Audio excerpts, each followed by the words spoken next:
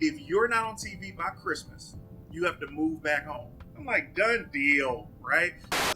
What made you make the transition from Detroit to LA, and how hard was it for you? Oh man, here's the interesting thing. I always knew that I was going to move to LA. That was a dream of mine since I was 5 years old, watching Saved by the Bell and being like, yo, I want to be where they are, that looks fun. And I had to, hone my skills. I had to, in my mind, I wanted the respect and love from my city before moving to LA. And that didn't happen.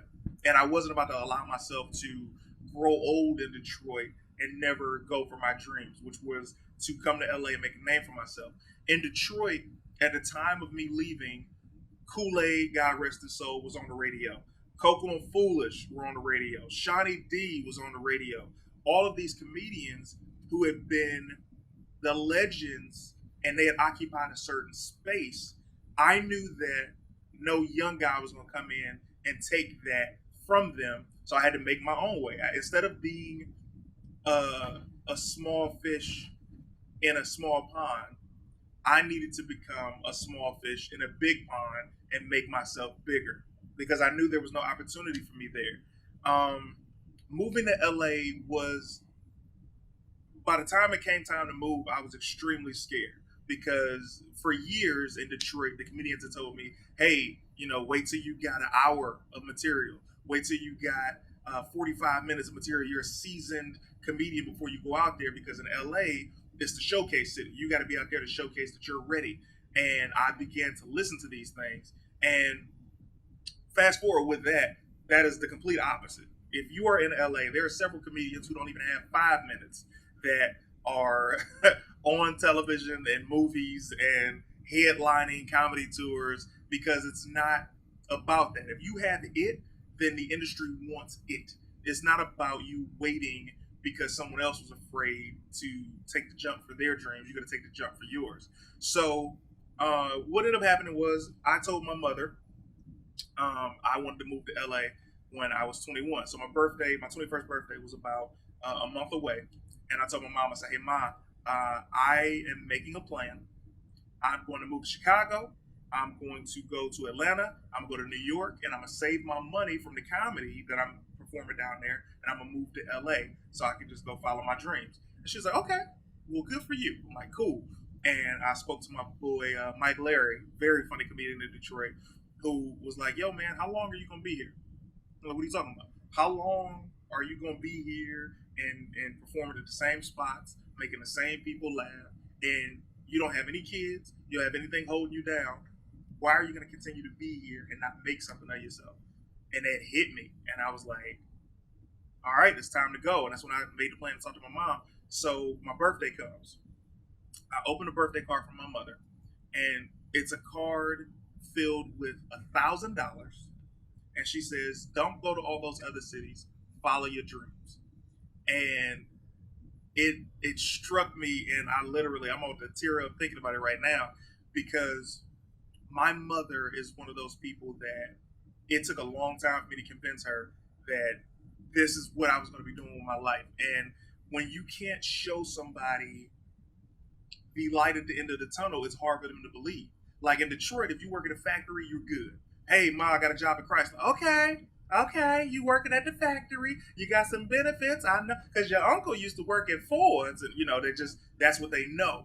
But when you come like, hey, Ma, I'm an entertainer, and she's like, I mean, how do you know you're gonna be okay? And I'm like, I don't, but I know that I will be. So for her to have believed in me enough and to allow her baby boy to move across the country for a dream that she couldn't see, because I wasn't the Clayton Thomas that I am now. I was just coming out of being Kelly Cash. You know what I mean? So I moved out to LA.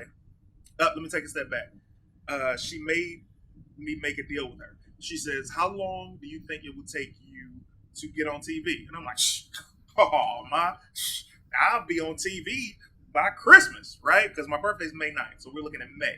So I was like, I'll be on TV by Christmas. She's like, okay. If you're not on TV by Christmas, you have to move back home. I'm like, done deal, right? She's like, you got somewhere to stay? I'm like, yeah. You got somewhere, you'll be making some money? I'm like, yeah. None of these things that I have, okay? I had never even been to California. I got off the plane in LA, and I had recently spoken to Barry Brewer, who had done Who's Got Jokes. It's Barry Brewer, Ron G, Tiffany Haddish, Lil Rel. These are the people who had really standout sets on Bill Bellingham's Who Got Jokes at the time. And this is '07. So I get out to LA. Barry was like, hey, man, I'm going to pick you up from the airport. I'm like, thank you, man. I'm hoping when he picks me up, I can say to him, hey, man, can I crash on the couch for a couple of days? You don't want to ask too much in the beginning. You want to just do it slowly, because I'm going to be like, hey, man, you pick me up. Can I also stay with you? To be like, nah, it's a both. So I was like, let me get in the car. When he asked me, where am I going? I can say, can I stay with you?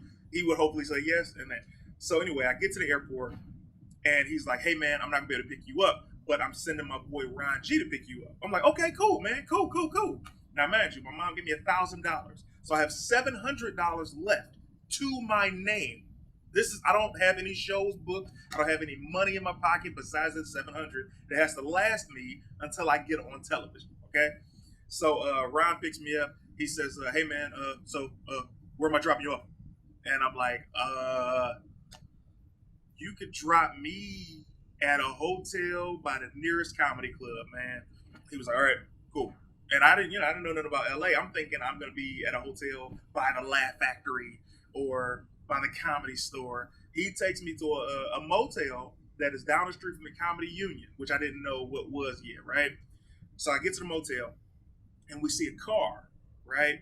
And the car says on sale, $400. Brown was like, hey, see that? It's a car, $400.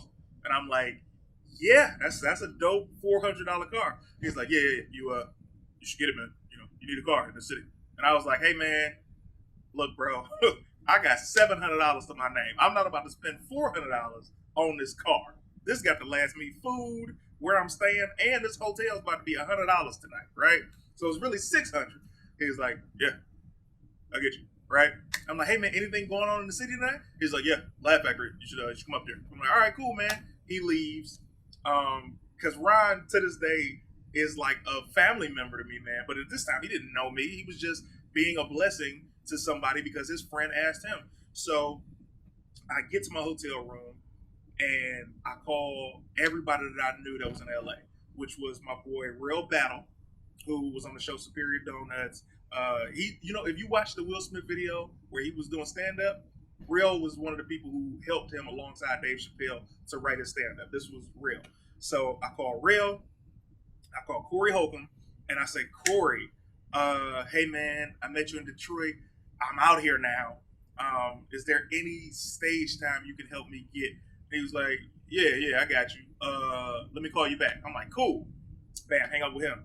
I call Real. I say, hey, Real, this is Real Bad. I say, hey, Real, can I leave my suitcases at your place, man? Because this hotel stuff is going to get expensive. He's like, yeah, I got you. I was like, yeah.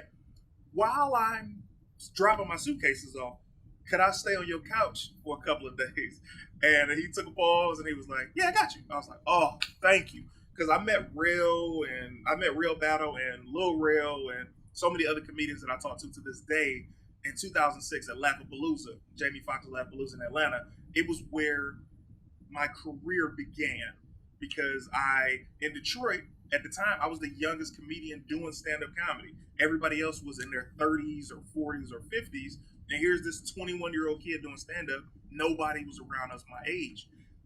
So I'm excited that I had this relationship to work to now I'm in LA and I can stay on this dude's couch. So I hang up the phone with him. I'm like, cool. I go to Chocolate Sundays. And there's a comedian named Ocean Galabian, man. This dude did not know me.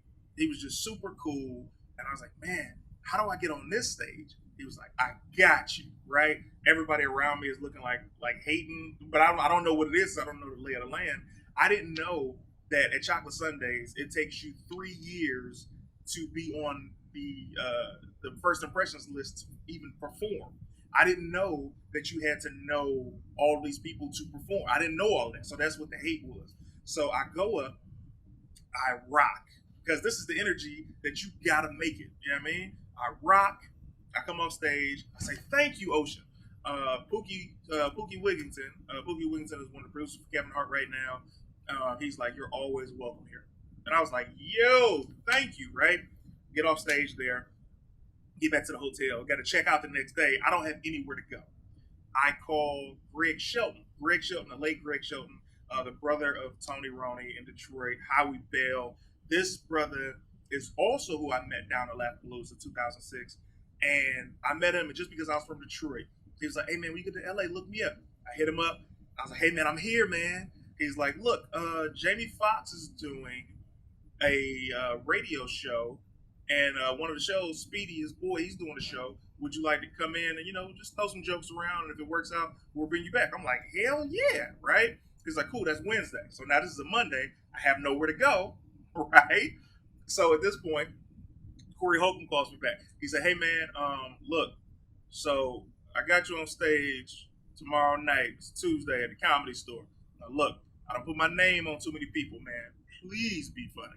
I was like, "Brother, let me tell you something. I'm going to do my best," which is not what you want to hear when somebody tells you to be funny.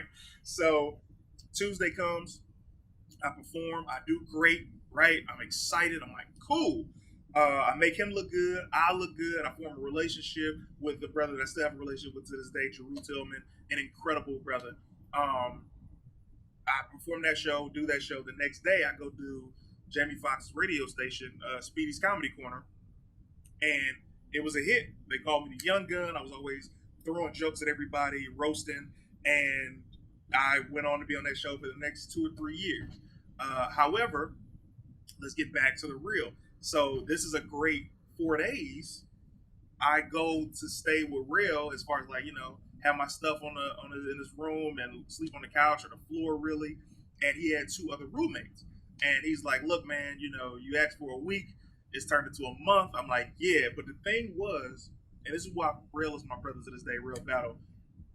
I learned to not overstay my welcome. So what I would do is I would get to his crib super late at night, and I would leave extremely early in the morning so I could be gone all day, so they didn't think that I was there, so I didn't, become a problem. So I went and got a gym membership at LA Fitness. The guy talked me into a $300 package, but I only had to put down $75. I'm like, cool, give him $75. So now I can take showers every day. So what I would do is I would leave Real's crib in Glendale, then come to Hollywood to LA Fitness, take showers, never work out because I wasn't no workout guy. You understand?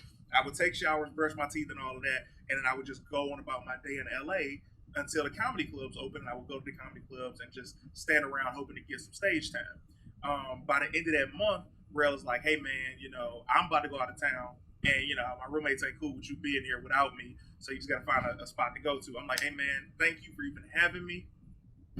I'm like, "Damn, I gotta find a spot to go," and I had no place to go. So I called Corey Holcomb. I said, "Hey man, I know this is out of pocket of me to ask, but can I stay on your floor?" And he's like, "No," but he hooked me up with a young lady who's an incredible friend of mine to this day, incredible comedian named Vanessa Graddick. Vanessa Graddick was like, "Yeah, I got you." I was like, "You're gonna let me stay in your crib?" And she's like, "Yeah." So she picks me up from Real's crib, Real Battle. I keep saying Real Battle because there's two Reals. There's Lil Real and Real Battle. I don't want nobody to get confused. So she comes to pick me up. I stay on her floor for 3 months. She never charged me a penny. Neither did the Real Battle. And um, on a humbug one day of me staying at her crib, some of my friends from high school are in LA. They're like, "Hey, we in LA, we can go to the movies." I'm like, "Cool." I go to the movies with them, and I'm like, "Man, I gotta find a place to stay." And one of them was like, "Oh man, we gotta find a roommate." I'm like, "Y'all live here?" They're like, "Yeah." I'm like, "Well, how much is the rent?" And they're like, "Oh, the rent share is $375." I'm like, $375. All I had left was about $200. I still had left because you gotta eat and all that other stuff. And I was like, "Yo, I could sell my comedy DVDs and I could make that work." So I got three other roommates, 2 bedroom apartment, and by the end of that, I had the master bedroom by myself.